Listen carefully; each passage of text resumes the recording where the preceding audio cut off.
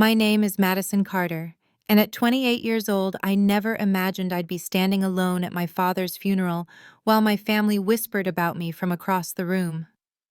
My brother Ethan approached me, his voice loud enough for everyone to hear.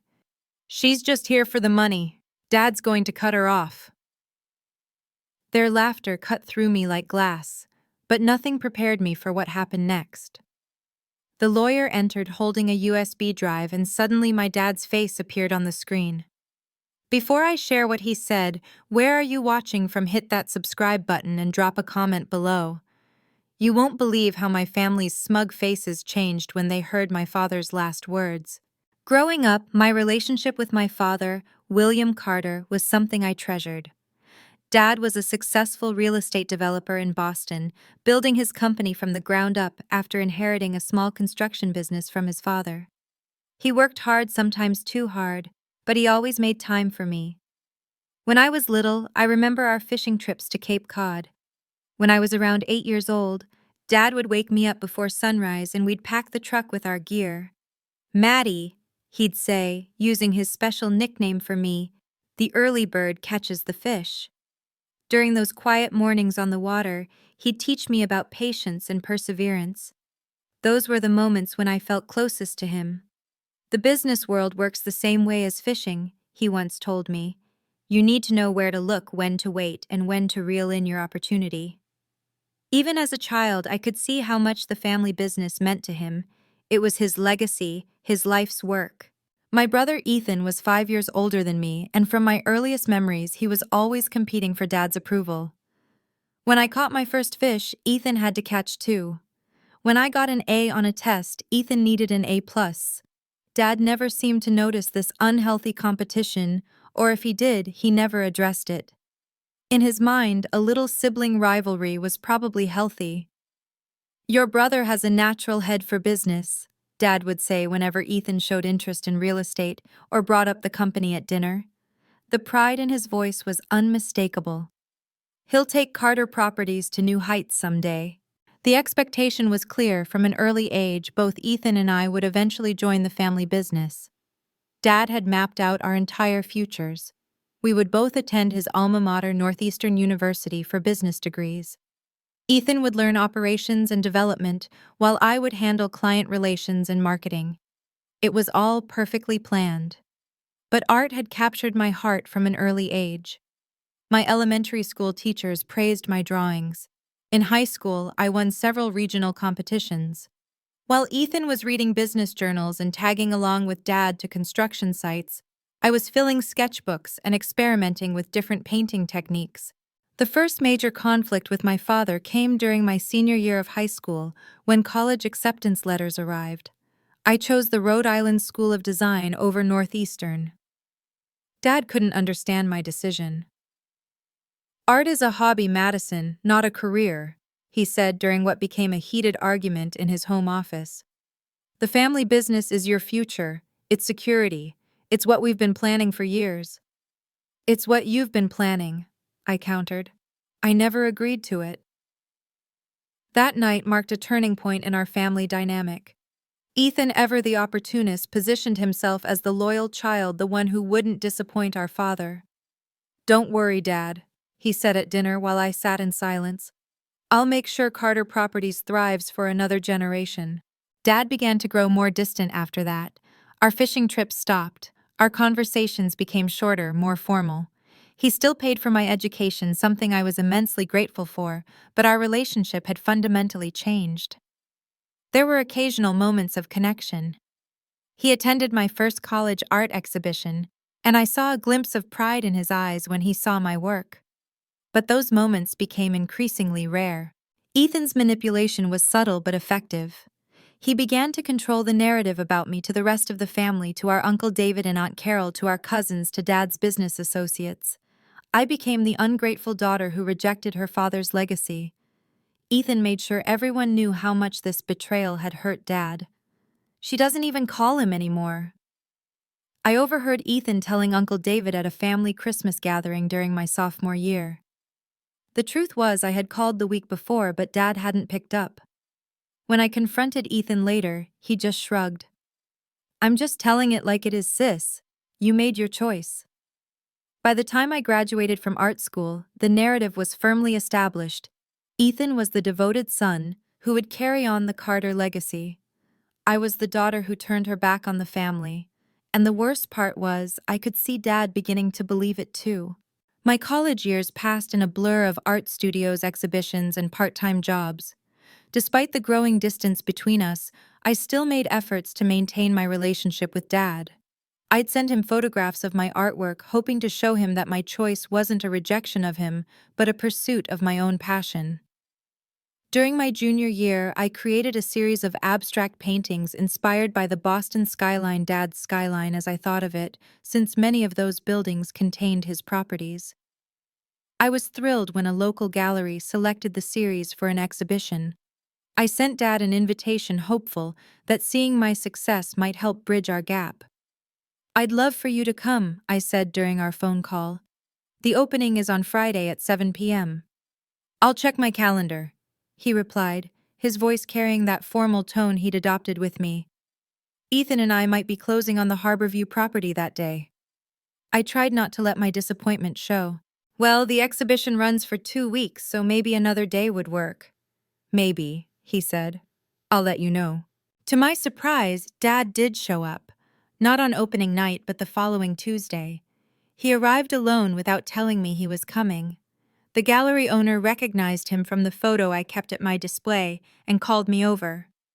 "Your work is interesting," Dad said, studying my largest piece.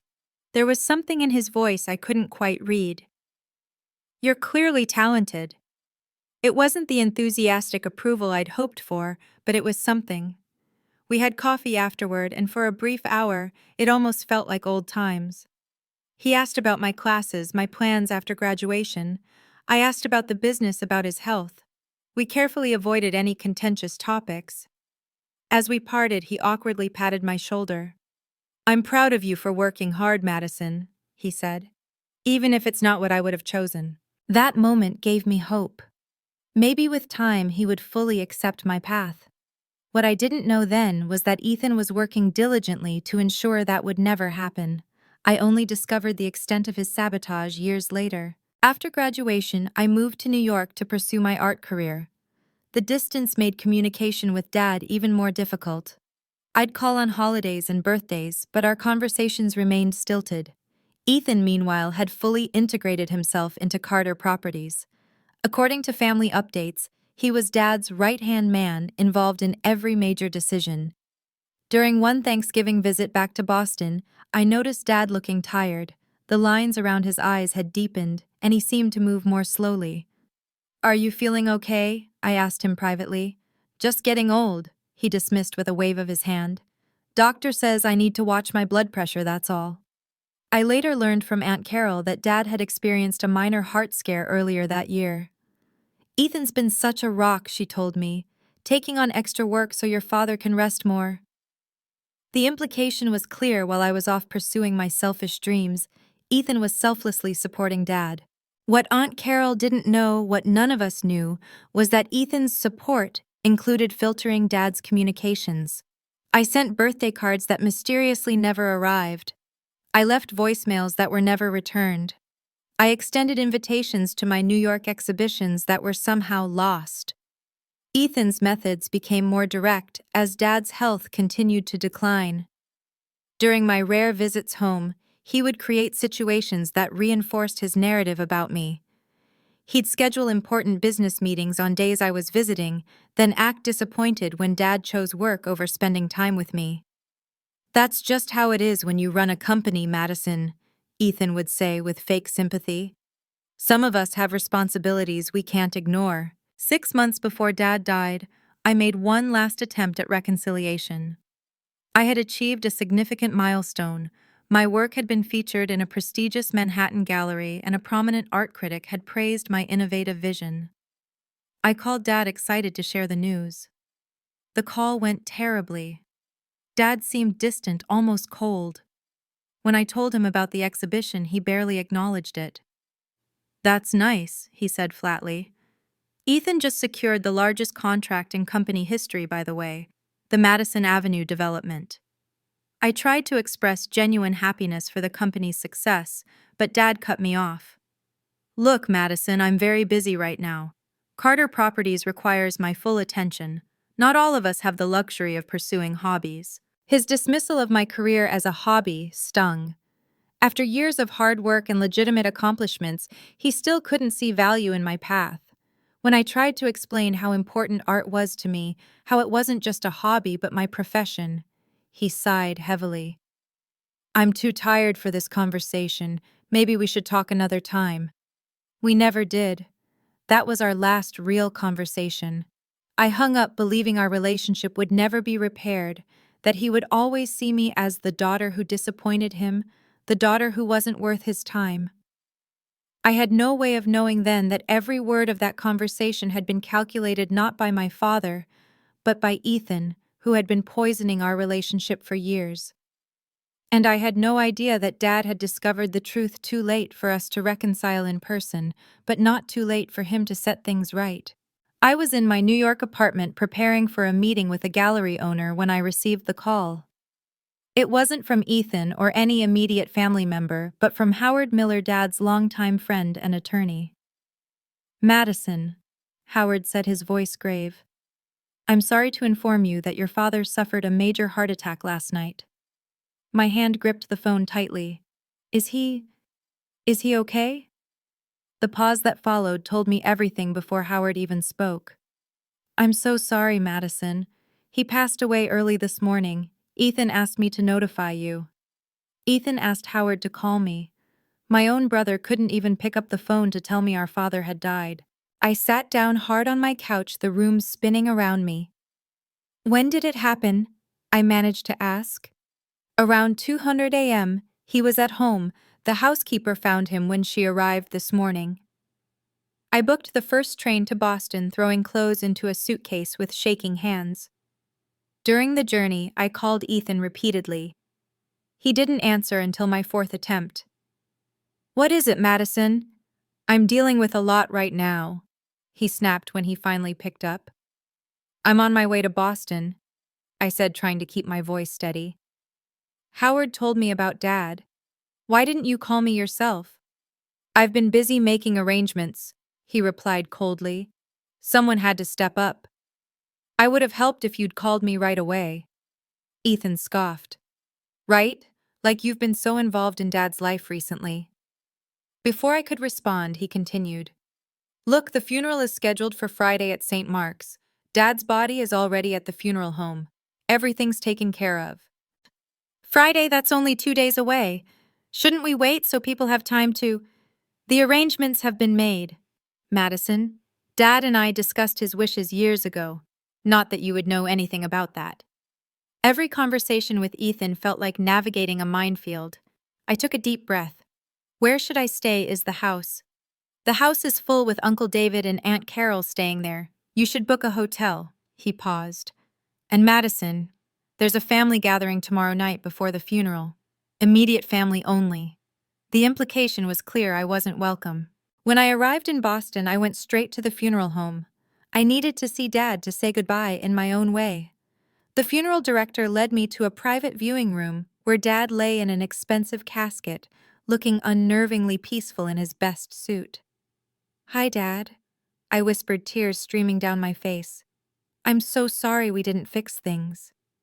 I stood there for nearly an hour talking to him quietly, telling him about my life in New York, all the things I would have shared if we'd had more time, if we hadn't let things fall apart. That night, alone in my hotel room, I called my best friend Chloe. They're having a family gathering tomorrow and didn't invite me, I told her, trying not to let my voice break. That's horrible, Chloe said. Do you want me to come up for the funeral? You shouldn't have to face this alone. Her offer of support meant everything to me. Could you? I know it's asking a lot. I'll be on the first train tomorrow, she promised. We'll get through this together. The day of the funeral arrived with appropriately gloomy weather. Chloe and I arrived at St. Mark's 30 minutes early, but the front pews were already filled with family and business associates. Ethan, seated in the front row with Uncle David and Aunt Carol, didn't even look up when I entered. We found seats near the middle of the church. As more people arrived, I felt their stares, heard their whispers. The narrative Ethan had created followed me like a shadow, the ungrateful daughter, the family disappointment showing up, only now that there might be an inheritance to claim. The service itself was elegant and formal, much like my father. The priest spoke of Dad's business accomplishments, his contributions to the community, his dedicated parenting, looking pointedly at Ethan during this last part. When it came time for the eulogy, Ethan approached the podium with the confident stride of someone who belongs there. His speech painted a picture of a father-son relationship that seemed almost fictional to me. Weekend fishing trips that continued into his adulthood, late nights discussing business strategy, Dad proudly watching Ethan carry on the family legacy. My father often said that family was everything to him. Ethan said, his voice thick with practiced emotion. He believed in loyalty, in showing up for the people you love, in honoring your commitments. The subtext was unmistakable. Every person in that church knew he was contrasting his dedication with my supposed abandonment.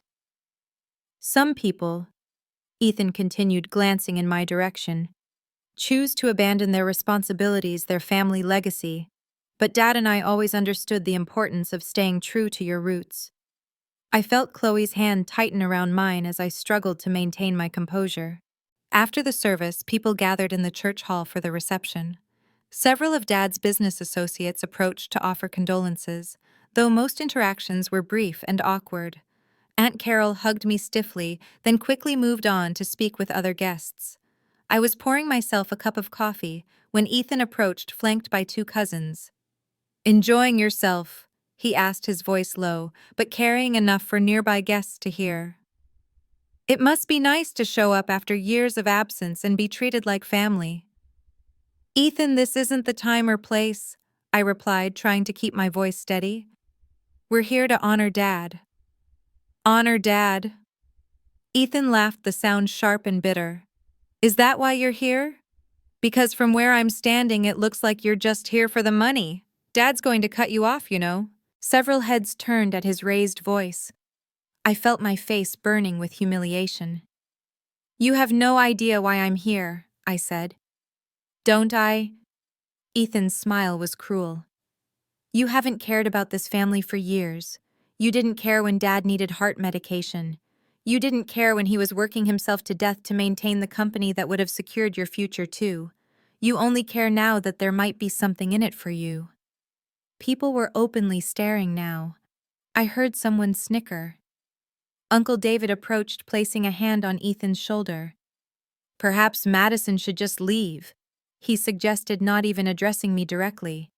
"She's not really family anymore, is she?" The laughter that followed from several family members nearly broke me.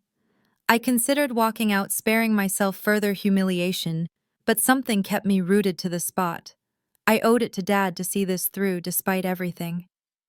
"I'm staying," I said quietly, "whether you like it or not. He was my father too." Ethan shrugged dramatically. "Suit yourself, but don't get your hopes up for tomorrow. Dad knew who really cared about him in the end." Tomorrow. The will reading. I hadn't even been thinking about the inheritance, but clearly everyone else had been. In their minds, that was the only reason I would have come back to claim what they believed I didn't deserve. As I walked away, I heard Ethan's voice carrying across the room. "She'll be singing a different tune tomorrow when she realizes Dad saw through her act years ago." If only I had known then how prophetic those words would be, though not in the way Ethan intended. The reception continued like a slow-motion nightmare. People I'd known my entire life either avoided me completely or approached with thinly veiled hostility. My father's business partner of 20 years, Kenneth Thompson, spoke to me with such forced politeness that it was almost worse than outright rudeness. "Your father was a remarkable man," Kenneth said, glancing repeatedly over my shoulder as if seeking escape. "He built quite a legacy, with Ethan." "With Ethan?" I repeated. "Right. The company is in good hands now," he continued, finally meeting my eyes. "Your brother has your father's vision. The transition should be seamless." The message couldn't have been clearer. No one expected me to have any role in Carter Properties. The succession plan was already established in everyone's minds, and I wasn't part of it. I spotted my cousin Jessica, who had been my childhood playmate, speaking with a group near the refreshment table. When she saw me approaching, she whispered something to the others before reluctantly breaking away to greet me. "Madison," she said, her hug so brief it barely qualified as physical contact. "I'm sorry about Uncle William." "Thank you," I replied. "How have you been? It's been a while." "Fine, busy with the kids and everything." She glanced back at her group. "Ethan mentioned you're living in New York now. That must be interesting." "It is. I've been building my career as an artist. I actually have a gallery show next month that—" "Oh, that's nice," Jessica interrupted, clearly uninterested. "Must be fun to follow your dreams while Ethan's been here handling everything." She didn't even try to hide her judgment. "Excuse me, I should check on my husband." Before I could respond, she was gone. I stood alone again, feeling increasingly like an unwelcome intruder at my own father's funeral. I found Chloe by the windows, mercifully alone. "This is worse than I expected," I whispered to her. "They all hate me." "They don't know you," Chloe replied firmly. "They only know the story Ethan's been telling them, which they all believe because it's easier than questioning it. Look, you're here for your dad, not for them. Just get through today and the will reading tomorrow, then we can go back to New York." The will reading. My stomach tightened at the thought. If the funeral was this bad, how much worse would tomorrow be?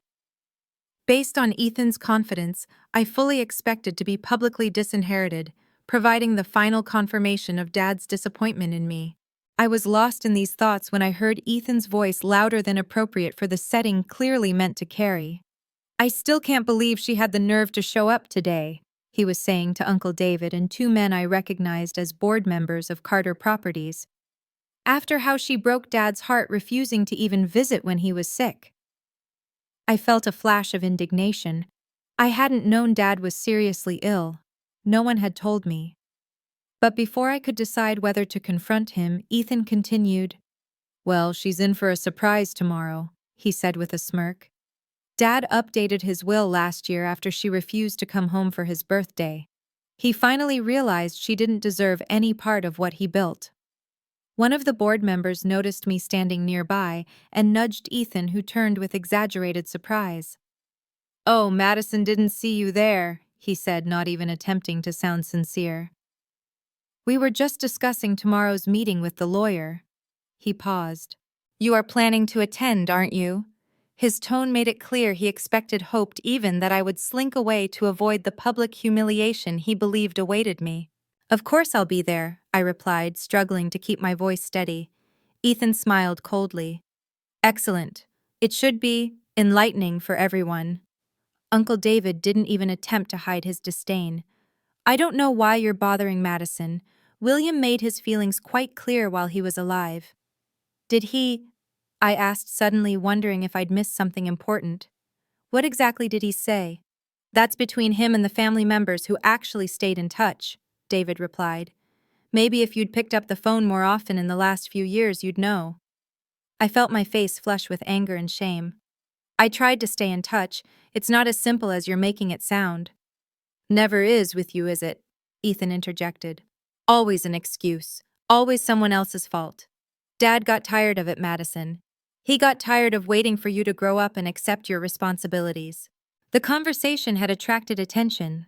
Several nearby groups had gone quiet, openly watching our confrontation. I felt dozens of eyes on me, judging, condemning. "You have no idea what my relationship with Dad was like," I said, my voice finally breaking. "You have no right to—" "I have every right," Ethan cut in. "I was there every day through everything. While you were off playing artist in New York, I was helping him run his company, taking him to doctor's appointments, being an actual daughter. Sorry, I meant actual child." The deliberate slip elicited a few chuckles from the onlookers. My humiliation was complete. I stood there fighting back tears as Ethan smiled triumphantly. "Face it, Madison, you're just here for the money. Dad's going to cut you off.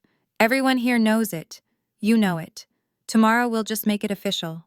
I wanted to run. Every instinct screamed at me to flee this horrible place, these horrible people who had accepted Ethan's version of reality without question.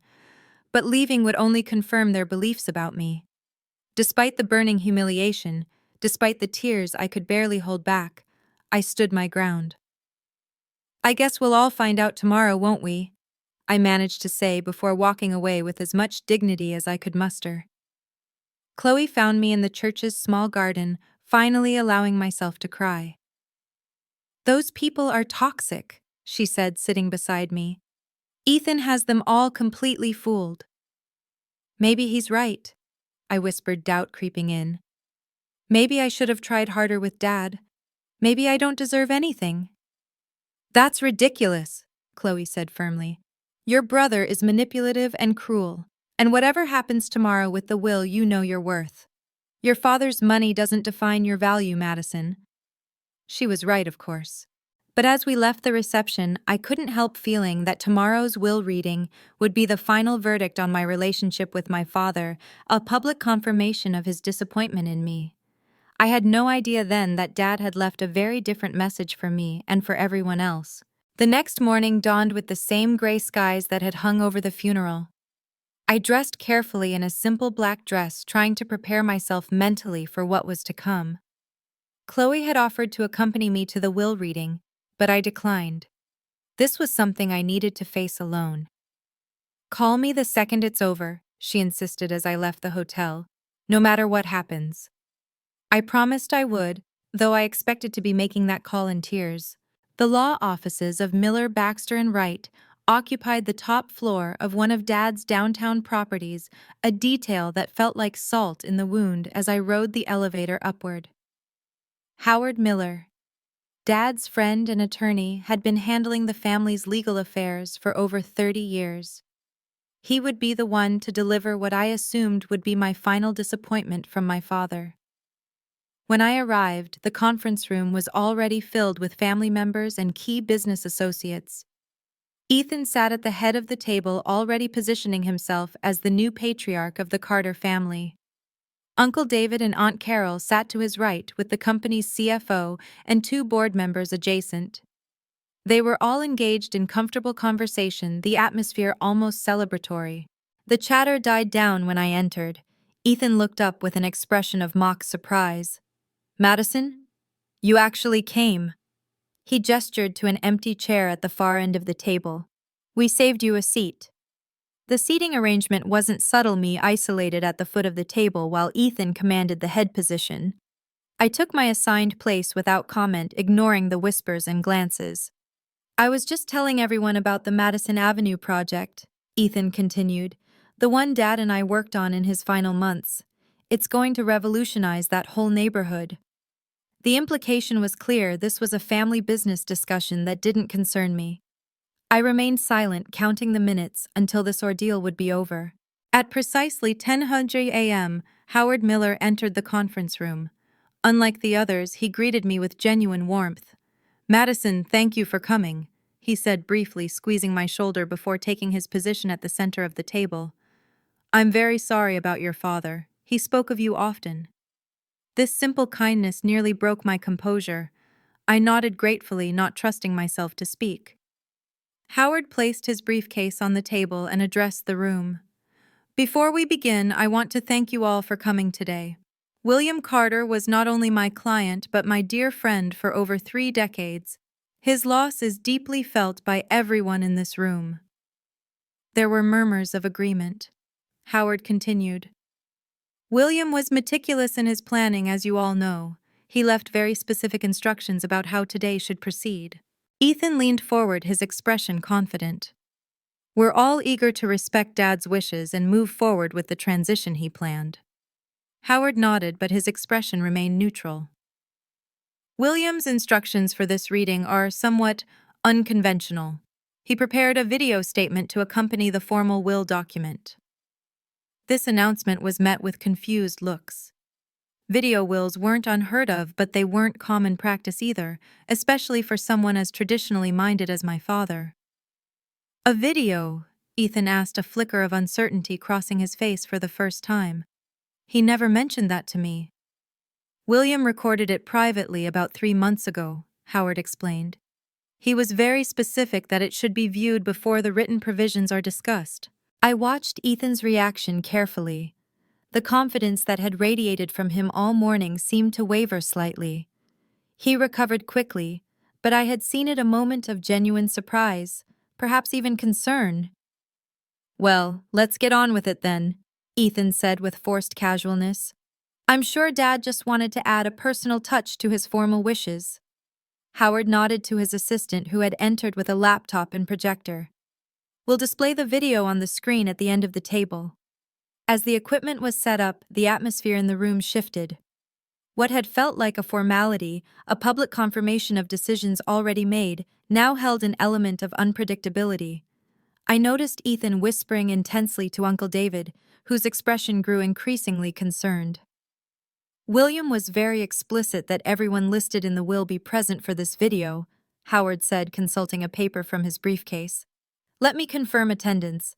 He read through a list of names, checking off each person as they acknowledged their presence. When he finished, he nodded, satisfied. "Excellent. We're all here." He turned to his assistant. "We're ready to begin." The lights dimmed slightly, and Howard inserted a USB drive into the laptop. After a moment of technical adjustments, the projector illuminated the screen, and there was my father. The sight of him healthy, composed, alive hit me like a physical blow. He sat at his desk in the home office wearing the navy blue suit he reserved for important meetings. His silver hair was neatly combed, his expression serious but calm. He looked directly into the camera, creating the unsettling illusion that he was looking at each of us in the room. The conference room fell completely silent. Even Ethan seemed momentarily stunned by this posthumous appearance of our father. "Hello, everyone." Dad began, his voice so familiar it made my throat tighten with grief. "If you're watching this, then I'm no longer with you.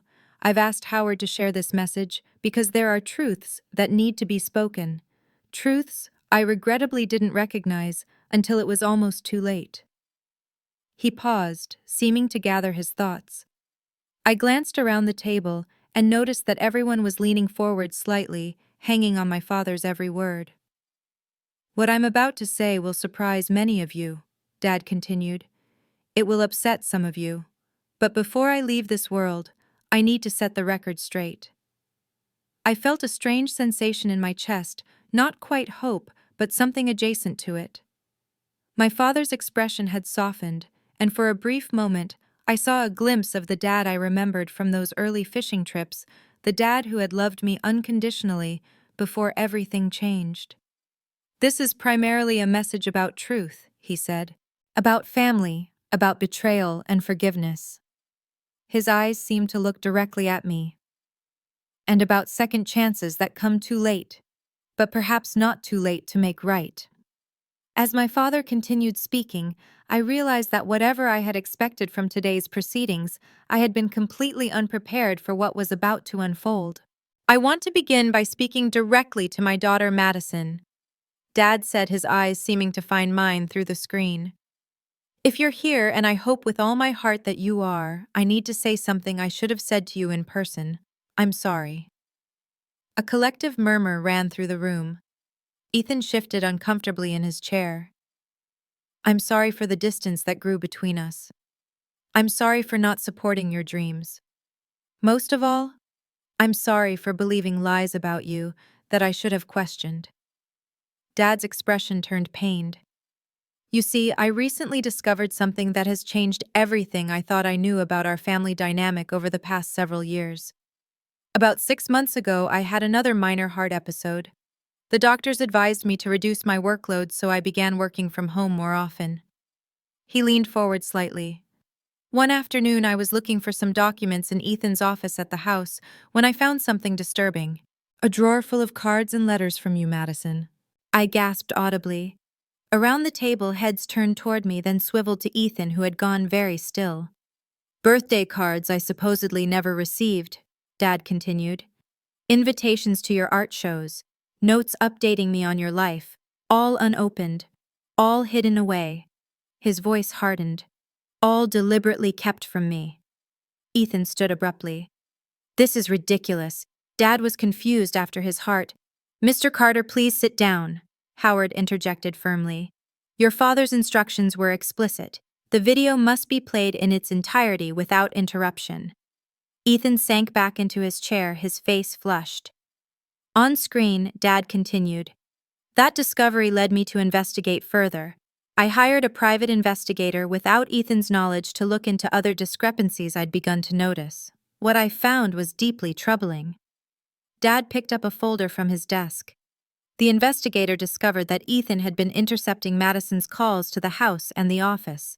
He'd been deleting her voicemails, returning her calls when he knew she wouldn't answer, then telling me she was unavailable. He'd been actively sabotaging any attempt at reconciliation between us. The conference room had gone deathly quiet. I felt tears streaming down my face, unable to process the magnitude of what I was hearing. "But that wasn't all," Dad said gravely. "The investigation revealed something even more disturbing about the business. Ethan had been engaging in questionable practices that go against everything Carter Properties stands for. He'd been cutting corners on building materials, falsifying inspection reports, and in one case, bribing a city official to expedite permits." Someone gasped. The board members exchanged alarmed glances. "I built this company on integrity," Dad said, his voice rising with emotion. "My father taught me that our name meant something, that a Carter property was built to last, built with pride and honesty. Ethan betrayed those values for profit and expediency." Ethan was now visibly sweating, his earlier confidence completely evaporated. "This is a misunderstanding," he said to no one in particular. Dad was confused. "The medication, while Mr. Carter," Howard warned again. "Please." On screen, Dad's expression softened again. "Madison, when I discovered all this, my first instinct was to call you immediately. But I realized something important. You shouldn't have to hear my apology over the phone. You deserved better than that. I made arrangements to come to New York to see your life there, to meet you on your terms." My heart clenched painfully. "But you never came," I whispered. As if hearing me, Dad continued. "I had planned to visit you the week after that final call, the one where I was so distant. That call wasn't what you thought. I was distant because I was angry not at you, but at Ethan, and at myself for being so blind for so long.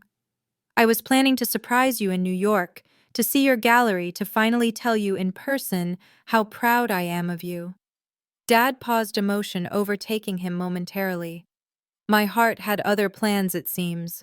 So this video will have to serve as the apology and recognition you deserve." He picked up another folder.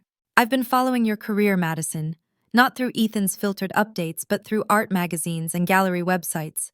I've seen your reviews, your exhibitions. I've even purchased several of your pieces through an intermediary. This revelation stunned me completely. Dad had bought my artwork, had supported my career anonymously. Your creativity, your vision, your determination to follow your own path. These are qualities to be admired, not condemned. I was wrong to try to force you into a mold that didn't fit you. You aren't just a talented artist, Madison. You're a businesswoman in your own right, building something from nothing, just as I did when I was young." Dad straightened in his chair, his expression becoming more formal. "Now, to the matter of my will and the future of Carter Properties." Ethan leaned forward again, tension evident in every line of his body.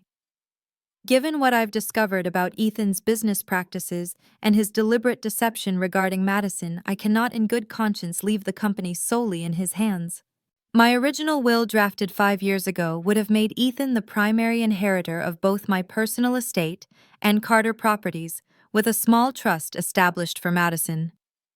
Ethan nodded slightly, as if this confirmed what he'd been telling everyone. "That will has been revoked," Dad continued firmly. "In its place, I have established the following provisions." The room went completely still. I could almost hear hearts beating in the silence. "To my son Ethan Carter, I leave a cash inheritance of $500,000 to be held in trust and distributed in annual payments of $50,000 contingent upon his cooperation with the ethics investigation I have initiated at Carter Properties and his completion of a business ethics program at Northeastern University." Ethan's face drained of color. "What?" he whispered hoarsely. "To my daughter, Madison Carter, I leave my personal residence and its contents, my personal investment portfolio, and 51% ownership of Carter Properties." The room erupted in shocked exclamations. Uncle David actually stood up in protest before Howard motioned him firmly back to his seat. On screen, Dad continued calmly through the uproar. "Madison's artistic vision and ethical foundation make her the ideal person to guide Carter Properties into the future.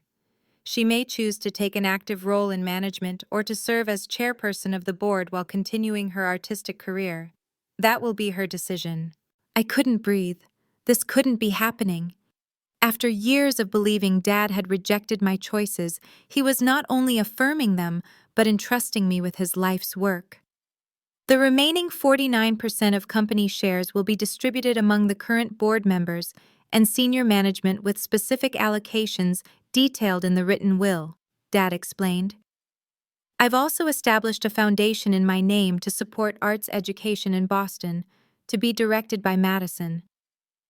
Dad looked directly into the camera again. "I know this comes as a shock to everyone, particularly to Ethan. Son, I hope that in time you will understand that this decision comes from love for you, for Madison, and for the company that bears our name. The path you've been on leads nowhere good. My hope is that these provisions will guide you back to the values I tried to instill in you." Ethan stood, suddenly knocking his chair backward. "This is insane! He was manipulated. I'll contest this." "I anticipated that reaction," Dad said, almost as if responding directly to Ethan's outburst. "Howard has comprehensive documentation of everything the investigation uncovered, including recorded conversations, falsified documents, and financial records. Contesting the will would only result in making this information public, possibly leading to criminal charges." Ethan fell silent, his face a mask of fury and disbelief. "Madison," Dad continued, his voice softening again, "I know this is an enormous responsibility that you never asked for. If you choose to sell your shares or to take a different path entirely, I've included provisions for that as well, but I hope you'll consider accepting this role. Carter Properties could benefit tremendously from your fresh perspective and ethical foundation." Dad paused, emotion returning to his features. "More than anything, I wish we'd had the chance to reconcile in person, to go fishing again, to talk about your art, to rebuild what was broken. I'm so deeply sorry that won't happen now." Tears flowed freely down my face. Around the table, even those who had been coldest to me looked uncomfortable, avoiding my eyes. "I'll conclude with this," Dad said. "Family is complicated, business is complicated, but integrity should never be complicated. It's either there or it isn't. Madison never lost hers, even when it would have been easier to compromise. That's why, in the end, she is the right person to carry on the Carter legacy." Dad smiled, a genuine, warm smile that I hadn't seen in years. "I love you both, Ethan and Madison. I hope this decision leads to healing, to growth, and ultimately to a stronger family and company. Thank you all for listening." The screen went black. For several moments, no one spoke or moved. The silence was broken by the sound of Ethan's harsh laughter. "You think this changes anything?" he said, glaring at me. "You know nothing about running a real estate company. The board will never accept you." He looked around the table for support, but the board members were carefully avoiding his gaze. Howard cleared his throat. "Perhaps this would be a good time to take a brief recess before we continue with the formal reading of the written will. There are additional documents and evidence that Mr. Carter instructed me to share regarding the investigation he mentioned." Ethan stormed out without another word. Most of the others followed, murmuring among themselves, casting uncertain glances in my direction. Only Howard remained, gathering his papers methodically. "Did you know," I asked him quietly, "about all of this?" Howard nodded. "Your father confided in me after he made his discovery. He was heartbroken about the time he'd lost with you." He paused, looking at me kindly. "He was very proud of you, Madison. He kept a portfolio of articles about your exhibitions in his desk drawer. The real one, not the one Ethan controlled. The tears came again, but different this time, tears of grief mixed with a profound sense of vindication and lost opportunity. I wish I'd known. I wish we'd had more time. So did he, Howard said gently. But he also believed you have the strength to handle this responsibility. He wouldn't have left you the company otherwise. As the others began to filter back in for the continuation of the proceedings, I sat straighter in my chair, wiping away my tears. The path ahead would be challenging a company to learn a brother to deal with a legacy to honor. But for the first time in years, I felt my father's love and approval not despite my choices, but because of them. And that made all the difference. The days following the will reading passed in a blur of meetings, legal briefings, and emotional processing. Ethan, true to his nature, immediately hired an attorney to contest the will. But Howard was prepared. The evidence my father had collected was comprehensive and damning. After a brief but intense legal battle, Ethan withdrew his challenge, accepting the terms as written. I hadn't seen or spoken to him since he stormed out of the conference room. Howard informed me that Ethan had moved out of Dad's house, my house now, and taken an extended vacation abroad. I couldn't help but feel a complex mixture of anger, pity, and lingering familial attachment. Despite everything he'd done, he was still my brother, the little boy who had once built sandcastles with me on Cape Cod beaches. My first major decision was whether to relocate back to Boston or attempt to manage the company remotely from New York. After careful consideration and discussions with Howard and the board, I decided to move back temporarily, at least until I got a handle on the business and established a management structure I trusted. The company transition wasn't seamless. Several longtime employees who were loyal to Ethan resigned. Others were skeptical of my leadership, questioning what an artist could possibly know about real estate development. I faced these challenges head-on, approaching the business with the same dedication I'd given to my art career. I'm not pretending to be an expert in real estate, I told the assembled employees during my first company-wide meeting. But I know my father's values and I know mine. Carter Properties will be run with integrity, creativity, and respect for every person who works here. I surrounded myself with experienced advisors, spent long hours studying the business, and slowly began to earn the respect of the company.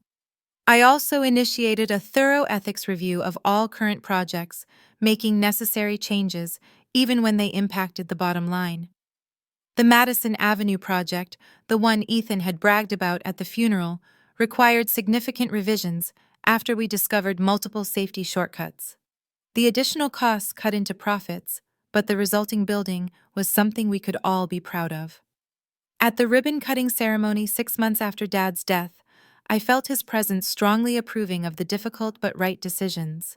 Gradually, family members began to reach out. The first was my cousin Jessica, who called hesitantly one afternoon. I owe you an apology, she said without preamble. I believed Ethan's version of things without ever asking for yours. That wasn't fair. No, it wasn't. I agreed, not making it easy for her. Years of judgment and exclusion couldn't be erased with one phone call.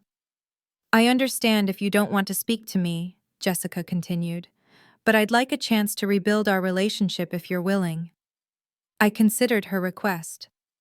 I'm open to that, but it will take time. And I need you to understand that I never abandoned Dad. I never stopped caring about this family. I know that now, she said quietly. We all do. Similar conversations followed with Uncle David, Aunt Carol, and other extended family members. Some were sincere in their remorse. Others seemed more interested in maintaining connections to the family business than in genuine reconciliation. I welcomed the former while maintaining healthy boundaries with the latter. One of my most meaningful discoveries came when I finally moved into Dad's house. In his study behind a false panel in the bookcase that I remembered from childhood treasure hunts, I found a collection of my artwork, not just the pieces he'd purchased anonymously, but photographs of my student work, newspaper clippings about exhibitions, even a framed copy of my art school diploma. Alongside these treasures was a leather-bound journal. Opening it with trembling hands, I found entries dating back years, chronicling Dad's thoughts about the business, about Ethan, and about me. The early entries reflected his disappointment in my career choice, but as time passed, his tone changed. Saw Madison's new exhibition online today, read an entry from 2 years before his death. Her work is getting attention from serious critics. There's a depth to her paintings that reminds me of how she used to see the world as a child, always noticing things the rest of us missed. I wish I could tell her how proud I am, but the distance between us now feels unbridgeable. Ethan says she doesn't return his calls either. I wonder if she's truly moved on from this family. Later entries became more questioning, showing the first seeds of doubt about Ethan's narrative.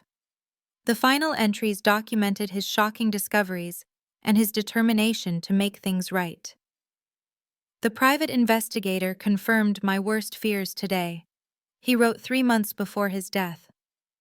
Ethan has been systematically keeping Madison away from me, intercepting our communications for years. How could I have been so blind? My son has betrayed not only his sister, but the core values I thought I'd instilled in him. I need to fix this, to reach out to Madison directly to tell her the truth, to ask her forgiveness. I'm planning a trip to New York next month. I only hope it's not too late to repair what's been broken. Tears streamed down my face as I read his final entry dated just days before his heart attack. Made arrangements for New York. Haven't felt this hopeful in years. Also met with Howard about changing my will. If something happens before I can reconcile with Madison in person, at least she'll know the truth. At least she'll know I loved her, that I recognized her strength and integrity. Ethan's actions must have consequences, though it breaks my heart to implement them. I only hope that someday both my children will find their way back to the values that matter most. These discoveries helped me begin to heal, to forgive both my father and myself for the years we'd lost. I couldn't change the past, but I could honor his memory by leading the company with the integrity he valued and by nurturing my artistic vision alongside this new responsibility. 6 months after taking over Carter Properties, I launched the William Carter Foundation for Arts Education, using company profits to fund art programs in Boston's underserved schools. For the Foundation's inaugural exhibition, I displayed my new series of paintings, inspired by the fishing trips of my childhood, alongside a carefully curated selection of emerging local artists. The exhibition opening was well attended by both the art community and the business world. As I stood addressing the crowd, I felt a sense of integration between these two aspects of my life that had once seemed irreconcilable. My father taught me 2 important lessons, I told the assembled guests. First, that integrity is non-negotiable, and second, that sometimes the most valuable perspective comes from stepping away and seeing things differently. That's what art does for us. It challenges us to see the world through new eyes. The William Carter Foundation aims to give that gift to the next generation. After the speeches, as guests mingled and admired the artwork, Howard approached me with a gentle smile. "Your father would be incredibly proud," he said, glancing around at the exhibition. "You've managed to honor both his legacy and your own vision. Not many people could navigate that balance so gracefully." "Oh, and I wish he could see it," I replied, the familiar ache of loss momentarily sharpening. "In some ways, I think he did see it," Howard said thoughtfully. "He recognized your potential long before any of us. That's why he made the choice he did." The next morning, I visited Dad's grave for the first time since the funeral. I brought a simple bouquet of wildflowers and sat beside the headstone in the quiet cemetery. "I'm trying to do right by you, Dad," I said softly. "The company is doing well. We just launched the foundation. I think you'd approve of the changes we've made." I paused, gathering my thoughts. "I found your journal. I know you wanted to reconcile. I wish we'd had that chance, but knowing you were proud of me, that you understood, it means everything." I told him about the business, about my art, about the challenge and unexpected satisfaction of bringing these worlds together. As I spoke, I felt a sense of peace settling over me, a feeling that despite everything, something broken had been mended. "I haven't heard from Ethan," I continued. "Howard says he's in Europe somewhere. I hope someday we can find a way forward, but I'm not holding my breath. Some wounds take longer to heal than others." Before leaving, I placed my hand on the cool granite of the headstone. I love you, Dad. Thank you for believing in me even when I didn't know you did. I'll try to make you proud every day. Life continues to be a complex balance of business leadership and artistic pursuit. Some days I feel overwhelmed by the dual responsibilities, wondering if I can truly do justice to both. Other days bring unexpected moments of clarity and purpose, confirmation that I'm on the right path. What I've learned through all of this is that family relationships are rarely simple. They're shaped by misunderstandings, by the stories we tell ourselves and each other, by opportunities taken and missed. My father and I lost years we can never get back, but in the end, truth prevailed. His final act gave me not just a business empire, but something far more valuable: the knowledge that he saw me, truly saw me, and loved me for exactly who I am. The most valuable lesson from this journey is that truth has a way of coming to light, but we must be brave enough to seek it and speak it. Misunderstandings thrive in silence. Don't let pride or pain stop you from having the difficult conversations. The cost of silence can be years of lost connection. Always fight for the truth in your relationships, both for your sake and for the sake of those you love. Have you ever experienced a moment when the truth finally came to light after years of misunderstanding? How did it change your perspective on your relationships? Please share your thoughts in the comments below. If this story resonated with you, hit the like button and subscribe for more stories about family healing and finding your path. Thank you for joining me on this journey. And remember that sometimes the greatest gifts come wrapped in the most unexpected packages.